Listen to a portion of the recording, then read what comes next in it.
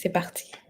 Donc, hello, hello, bienvenue. Je suis contente de vous retrouver pour ce tout premier live YouTube du blog womenwithwonder.com. Alors, donc aujourd'hui, en fait, on va aborder le sujet du bilan. Et donc, je vais juste vous partager, pour moi en tout cas, le pourquoi et le comment aussi on pourrait faire un bilan. Donc, j'ai créé en 2020 un workbook en fait, donc qui ressemble à ça, un workbook en fait pour faire son bilan de l'année. Et du coup, voilà, j'avais juste envie de vous partager ce workbook et de vous partager mon expérience, un vrai pas à pas en fait de comment faire ce bilan et puis voilà, comment s'en sortir très facilement. Donc avant, j'aimerais te partager à toi 6 bonnes raisons de faire un bilan annuel, de prendre le temps de faire une pause pour pouvoir faire ton bilan, en fait. Donc la première raison, c'est que ça te permet d'identifier clairement, en fait, tes réussites et tes bons moments. Parce qu'on a vraiment tendance à facilement oublier les bonnes choses, facilement oublier les choses positives que nous avons pu vivre, en fait, et aussi les bons moments que nous avons pu vivre, les réussites, comment on appelle, les achievements, comme on dit en anglais.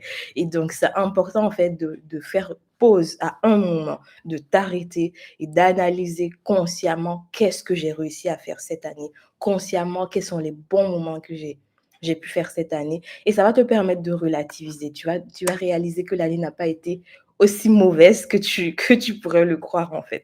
Donc, la deuxième raison, c'est que ça permet de faire le point sur les objectifs que tu t'étais fixé l'année d'avant. Donc, en espérant que tu t'étais fixé un objectif l'année dernière. Donc, ça permet en fait de faire le point parce que tu peux pas mettre un objectif, commencer à mettre des choses en place et ne jamais, jamais, jamais t'arrêter et te demander, OK, où est-ce que j'en suis? OK, est-ce que ma stratégie marche? OK, est-ce que ça fonctionne? Est-ce que ça ne fonctionne pas?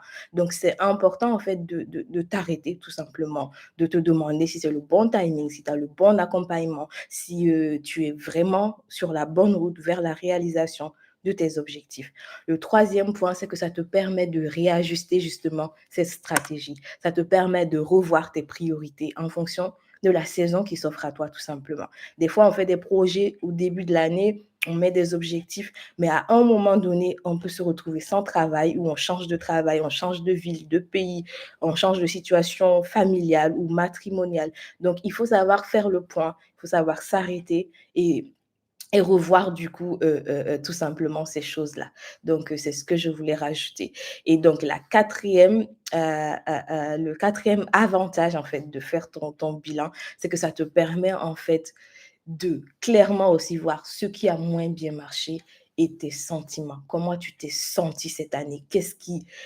Comment tu as ressenti les choses et pourquoi ces choses-là ont moins bien marché? Quelles sont les leçons que tu peux en apprendre? La cinquième raison, c'est que ça t'aide à approfondir ta connaissance de soi. Honnêtement, j'aime dire qu'il y a pas l'un des plus beaux cadeaux qu'on peut se faire, en fait, c'est d'apprendre à se connaître, à connaître ses forces, à connaître comment les accentuer, comment les mettre en exergue, les mettre en avant, les mettre vraiment en route et connaître aussi ses faiblesses. Connaître ses faiblesses n'est pas une mauvaise chose, sis. Connaître tes faiblesses, ça te permet en fait tout simplement de te rendre compte que tu es juste humaine, que tu es juste fragile, que tu es juste authentique et surtout, surtout que tu as toujours, toujours, toujours besoin de la grâce de Dieu dans ta vie. Et la sixième raison, que moi j'adore et j'en parle tout le temps, si tu suis le blog Women with Wonder, tu devrais le savoir, c'est que ça te permet de développer une attitude de gratitude. 6. La gratitude, en fait, c'est le mindset qui va t'aider à surmonter les choses de la vie et à vivre pleinement les cadeaux de la vie comme ils viennent. Vraiment, la gratitude va t'aider à voir justement les cadeaux de Dieu dans ton quotidien, en fait. Parce que tous les jours n'est pas rose, on le sait, mais être dans un mindset de gratitude va te permettre de relativiser, de voir que tout n'est que grâce et que finalement, il y a toujours des raisons de célébrer. Donc voici les 6 bonnes raisons, hein, je pense que ce sont des bonnes raisons. Qu'est-ce que tu en penses? Donc vraiment, pour moi, c'est ces 6 bonnes raisons de faire un bilan, de prendre le temps de t'arrêter, de faire une pause et d'analyser ta vie, tout simplement. Donc, nous allons passer tout simplement à la pratique. Donc, comme ce que je disais au début, j'ai créé ce workbook en 2020. Tu peux le trouver sur le blog womanwithwonder.com. Tu as juste à le télécharger dans le dernier article que j'ai posté. Et l'idéal, c'est de l'imprimer pour l'avoir sur soi, pour pouvoir le regarder, avoir un visuel vraiment. Et donc, on va juste le parcourir. Et puis, moi, je vais te partager comment je l'ai rempli, par exemple, l'année dernière. Et ça te donnera certainement des idées. Mais en tout cas, je t'encourage à prendre le temps. Prends le temps de le faire. C'est important. Donc, la première page, je me suis juste présentée et voilà, je vais juste expliquer que le but de ce workbook, c'est vraiment que ce soit en toute simplicité. Parce que beaucoup de personnes ne font pas un bilan parce qu'ils trouvent que c'est trop compliqué, qu'il y a trop de questions, qu'ils ne veulent pas. Il y en a aussi qui ne veulent pas rentrer en eux-mêmes, qui ne veulent pas faire cette analyse. Mais je vous assure, c'est important. Tu ne peux pas mettre en place des objectifs, des perspectives pour une année sans avoir pris le temps de faire le bilan avant. Donc, là, c'est tout ça.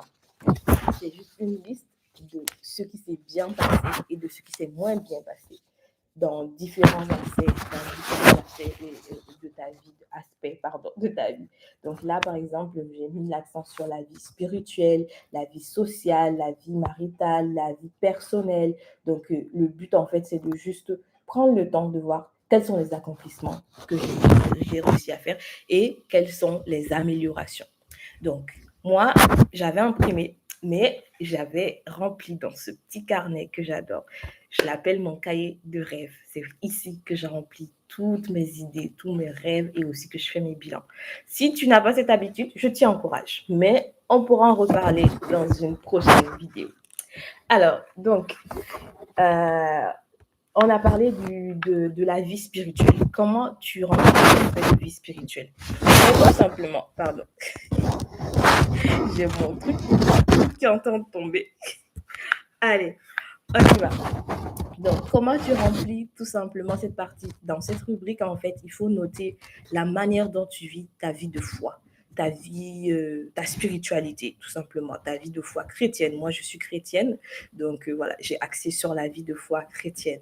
Est-ce que tu as mis l'accent cette année sur le jeûne et la prière? Est-ce que tu as pu avoir du temps seul avec Dieu, etc. Est-ce que tu t'es impliqué un peu plus dans ton église cette année? Voilà. Donc voilà, est-ce que tu as partagé la bonne nouvelle de Jésus-Christ à quelqu'un cette année? Par exemple, quelle est ta progression spirituelle? Donc, c'est là maintenant que tu dois mettre tes accomplissements et tes améliorations. Et c'est important, en fait, que tu négliges aucun détail. Moi, par exemple, pour l'année 2020, j'avais partagé, en fait, le fait, en accomplissement, le fait qu'on avait pu avoir des temps, encore plus de temps précieux, en fait, dans la prière en couple. Et j'avais aussi partagé, alors, frottement au niveau du micro, comme on le dit. Est-ce que c'est mieux? Merci Liliane de me notifier ça. Je suppose que ça va mieux, mais tu me diras. Merci bien. Donc voilà, donc on commence ce pas à pas vraiment avec cette partie spirituelle où tu ne négliges rien. Moi, par exemple, j'ai précisé ce temps d'intimité avec Dieu, avec mon époux, avec le fait qu'on ait pu instaurer encore plus un culte familial avec notre fils en l'intégrant. J'ai aussi parlé du fait que j'ai pu parler en fait de Jésus à 2 de mes amis cette année, en 2020. Donc, ne néglige rien. Tu peux aussi mettre cet aspect de tu as réussi à t'impliquer cette année dans un département de ton église. Donc, voilà, cette partie, c'est pour que tu mettes tes accomplissements et tes améliorations. Les améliorations, c'est quoi exactement? Ce que j'aurais voulu faire et que je n'ai pas pu faire. OK, donc moi, par exemple, là où je veux mettre l'emphase l'année d'après ou cette année, c'est de développer plus le jeûne et la prière. Donc, c'est vraiment ça que j'ai mis en amélioration. Par exemple, en amélioration, j'ai dit, je veux pouvoir parler de Jésus à 3 personnes, 3 de mes amis cette année. Voici, ça, c'est en amélioration. Il faut savoir que la partie amélioration, c'est ce qui va te permettre de faire tes perspectives pour l'année d'après. Tu vas piocher dans la partie amélioration pour pouvoir faire tes perspectives pour pour l'année d'après, tout simplement. Alors, ensuite, on passe à la vie personnelle. Hop. La vie personnelle, de quoi il s'agit exactement? En fait, cette rubrique regroupe toutes tes qualités humaines, tes compétences, enfin, je ne dirais pas compétences, là on va y arriver au niveau pro, mais vraiment tes qualités humaines que tu as réussi à travailler l'année dernière en fait. La générosité, la joie, la reconnaissance, la gratitude, la discipline, voilà. Et quels sont les projets que tu as réussi à mettre en place? Un projet de blogging, un projet je sais pas, de voyage avec des copines, un projet de plus connecter avec les voisins, voilà, c'est à toi de voir, ou l'alimentation, revoir l'activité sportive. Tout ça peut être des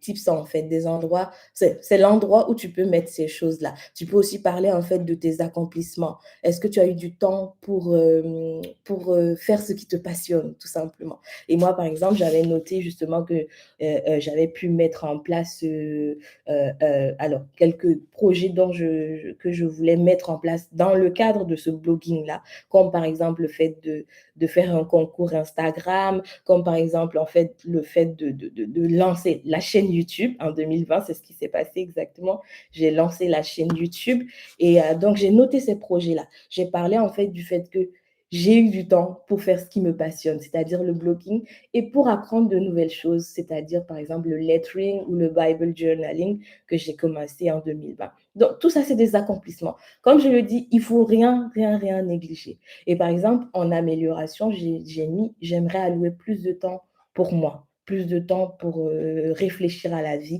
pour faire des choses qui me plaisent. J'ai mis par exemple développer la douceur et la patience. Donc ça fait partie des qualités que tu aimerais développer. Et j'ai mis par exemple développer la discipline, mettre d'autres projets en place, d'autres projets humanitaires par exemple et tout. Donc, bref, c'est vraiment l'endroit. Vie personnelle. Donc après vie spirituelle, vie personnelle. Ensuite, on est sur, non, on est là, hein, on est sur la vie professionnelle, entrepreneuriale. Ici, il faut parler de tes compétences acquises, de tes promotions, de tes changements de poste, du nombre de nouveaux clients, du niveau de visibilité. Il faut vraiment que tu arrives à mettre en place, à voir les accomplissements que tu as fait dans ton travail ou dans le cadre de l'entrepreneuriat. Comme je l'ai dit, ne néglige rien du tout. Accomplissement, amélioration. Qu'est-ce qui a marché? Qu'est-ce qui a moins bien marché? Par exemple, pour mon cas, j'ai mis que, ben justement, j'avais réussi déjà à avoir un CDI parce qu'à l'époque, en 2020, enfin, en 2019, j'étais à la recherche d'un emploi stable. Et donc, en 2020, quand je faisais le bilan, j'avais réussi à avoir un CDI, certes, qui n'était pas dans mon domaine, mais qui restait passionnant. Et donc, j'avais aussi mis en place, en termes d'accomplissement, le fait que j'avais pu m'inscrire à ma formation de graphisme parce que c'est quelque chose qui me tenait à cœur depuis des années et j'ai pu m'inscrire pour cette formation en ligne. En amélioration, par exemple, j'ai mis qu'il fallait que j'avance sur mon projet, sur mes cours, parce que certes, je m'étais inscrite, mais il faut du temps et il faut de l'engagement pour pouvoir persévérer. Donc, j'ai mis ça et j'ai mis, par exemple, des projets d'entrepreneuriat que je pourrais avoir même avec le blog. Donc, ça, c'est la vie professionnelle. Ensuite, numéro 4, la vie relationnelle. La vie relationnelle, ça englobe le couple, la famille, les amis, l'entourage. Donc, est-ce que tu as été assez présente cette année pour ceux que tu aimes? Ça peut être, par exemple, comment tu jauges ça? Tu peux jauger ta présence par les temps de qualité que vous avez eus. Tu peux jauger ta présence par les appels, par les visites, par les messages qu'on a pu faire.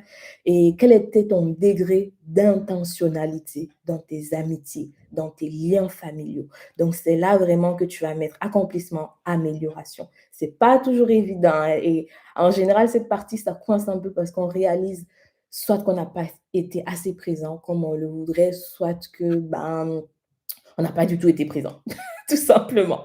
Donc moi, par exemple, pour jauger cette partie, l'année dernière, j'ai rendu grâce à Dieu parce que finalement, moi, je suis loin de ma famille, mais et on est éparpillés dans le monde, j'ai envie de dire.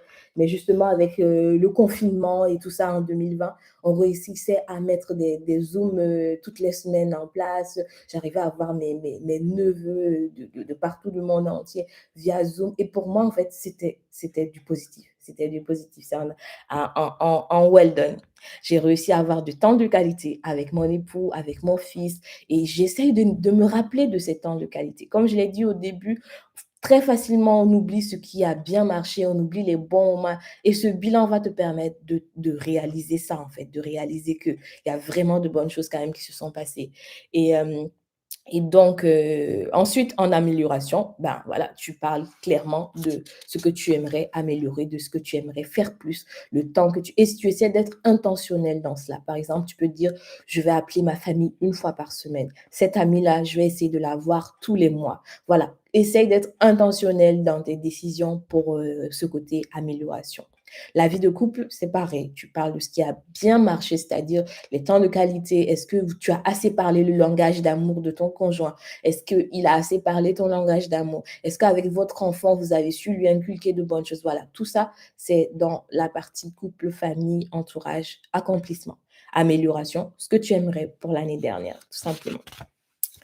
Allez, on avance. Ensuite, tu crois qu'il y en a encore tout plein? Eh ben non, ce sont vraiment ces 4 catégories, en fait. Ta vie spirituelle, ta vie relationnelle, c'est-à-dire couple, amis, entourage, ta vie professionnelle, entrepreneuriale et puis ta vie personnelle. Comme je te l'ai dit au début, il est vraiment tout simple ce bilan et franchement, je pense qu'en maximum 1 heure, tu auras rempli et tu auras fait les choses les plus importantes, en fait. Ensuite, qu'est-ce qui va se passer? Ce que je t'ai proposé, c'est de faire le résumé de ton bilan. Ben oui, parce que certainement, tu auras écrit tout plein de trucs. Moi, en tout cas, j'en avais écrit tout plein, je te rassure. Et du coup, c'est important, en fait, de penser à des mots-clés qui te font penser à chaque aspect dont j'ai parlé. Donc, parce que tu ne te rappelleras pas forcément de tout ce que tu as écrit, il faut que tu apprennes, et ce que je te propose, c'est de résumer ton année en 5 mots. Tu comprends? Tu vois, c'est 5 parties. Là, juste là. Résumer ton année en 5 mots. Et ces 5 mots définiront ce que tu as vécu, tes attentes, tes déceptions, tes joies et tes réussites. Alors, moi, ce que j'ai fait dans mon cahier, c'est que j'ai repris vie spirituelle et j'ai mis le mot. Le mot qui me revenait pour résumer ma vie spirituelle, c'était communion. C'était vraiment le mot communion. Communion avec Dieu, communion personnelle, communion de moi et mon conjoint avec Dieu. C'est vraiment ce que j'avais ressenti cette année-là. La vie personnelle, le mot qui m'est venu, c'est envol. Envol, pourquoi? Parce que j'avais pu mettre en place des projets pour le blog, j'avais pu m'inscrire pour ma formation de graphisme, j'avais pu avoir du temps pour faire des choses qui me passionnent. Et donc, pour moi, c'était un départ vers un épanouissement personnel. Vie professionnelle, le mot pour moi, c'était miracle. Peut-être que j'aurai l'occasion de te témoigner, mais ce CDI que j'ai eu, sur la brèche en 2020, c'était vraiment un miracle de Dieu et je ne voulais pas me taire par rapport à ça. La vie relationnelle. Alors j'ai mis 4.1, c'est-à-dire le couple et pour moi, le mot qui le résumait, c'était stabilité.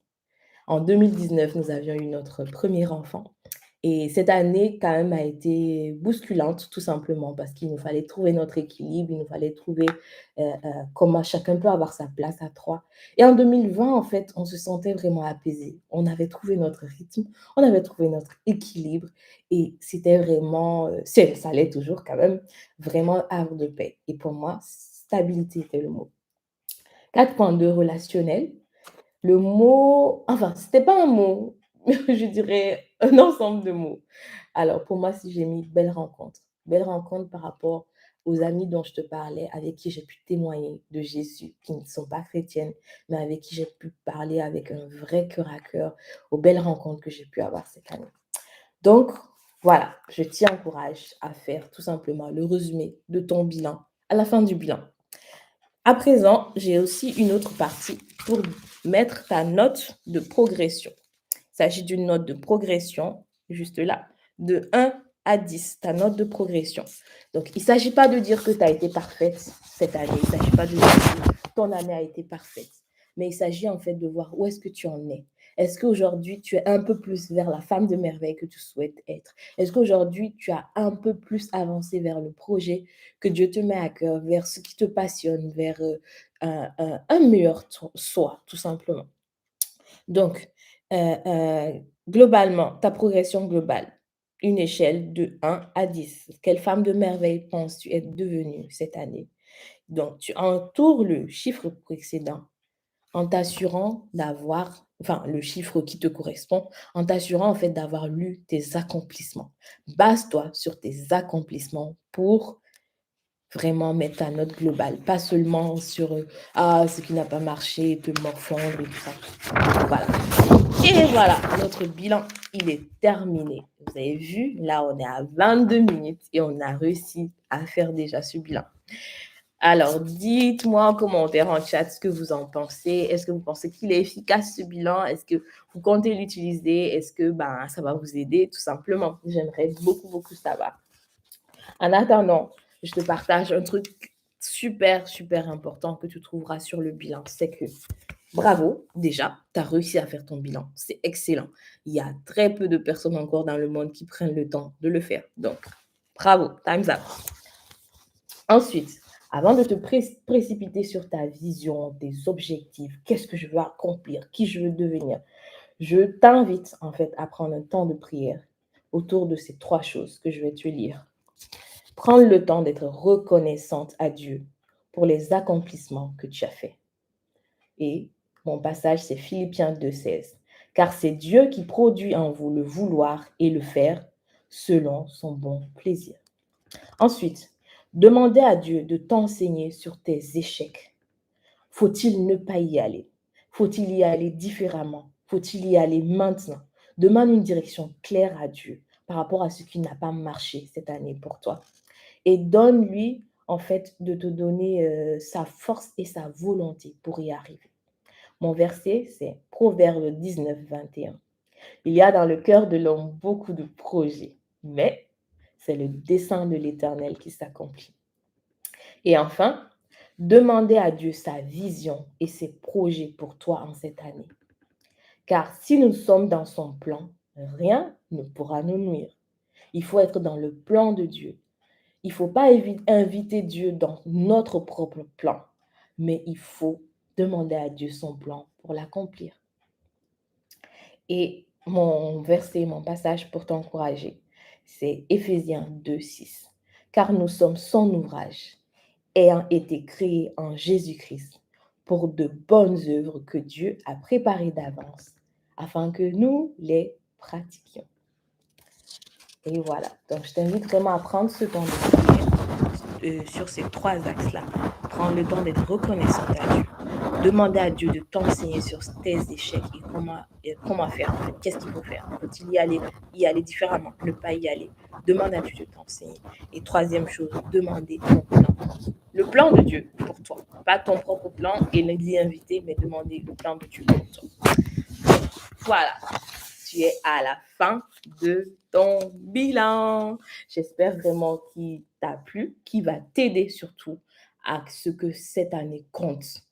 Une fois que tu auras fait le bilan, une fois que tu auras pris ce temps de prière avec Dieu, tu pourras vraiment t'asseoir sur tes perspectives, sur tes objectifs de l'année avec Dieu. Et je crois vraiment que ça va être une année impactante. Je prie que cette année compte pour toi. Je prie que cette année compte pour toi. Si tu vas aller plus loin, alors, n'hésite pas à voir mon article Définir ses objectifs de l'année sur le blog womenwithwonder.com. Tu peux aussi t'abonner à la newsletter où j'envoie des contenus édifiants comme ça. Par exemple, j'ai envoyé le bilan à ceux qui faisaient partie de la newsletter. J'ai envoyé aussi un journal de gratitude que j'ai offert. Voilà, il y aura pas mal de freebies que je vais offrir à ceux qui sont abonnés à la newsletter. Donc, n'hésite pas à t'abonner également. Pour aller plus loin, tu peux t'abonner à cette chaîne YouTube également pour m'encourager déjà et aussi pour recevoir des contenus édifiants en vidéo.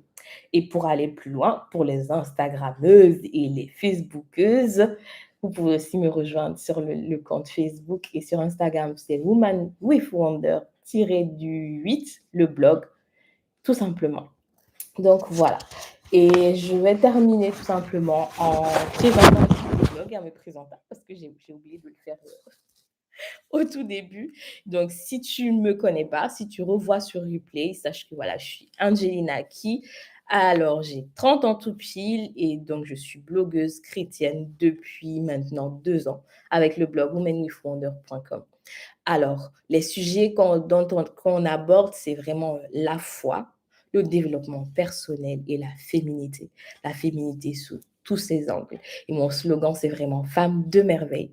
Que ce que Dieu a placé en toi s'éveille et que le monde s'en émerveille. Pourquoi? Tout simplement parce que je crois que on doit se réapproprier notre identité en Christ et qu'on doit mettre en place, se mettre en marche pour accomplir les rêves de Dieu pour notre vie et pour impacter les autres, pour impacter toute une génération qui a besoin de Christ, qui a besoin en fait tout simplement de se rappeler qu'on ne survit pas dans ce monde en tant que femme, mais on brille, qu'on a de la valeur aux yeux de Dieu et qu'être une femme n'est pas une malédiction, malgré tout ce que l'on peut subir, bien sûr, dans ce monde qui n'est pas évident pour les femmes, je vous l'accorde. Donc voilà ce que j'avais envie de vous partager. Yeah, merci, merci pour les commentaires. J'ai vu que j'ai eu des commentaires qui étaient très bien. Je vais l'utiliser. Excellent. N'hésite pas à me dire comment tu l'as trouvé. Et puis, en tout cas, j'espère que ce temps va bénir quelqu'un. Moi, en tout cas, j'ai été bénie. J'étais contente de faire ce tout premier live YouTube. Yeah!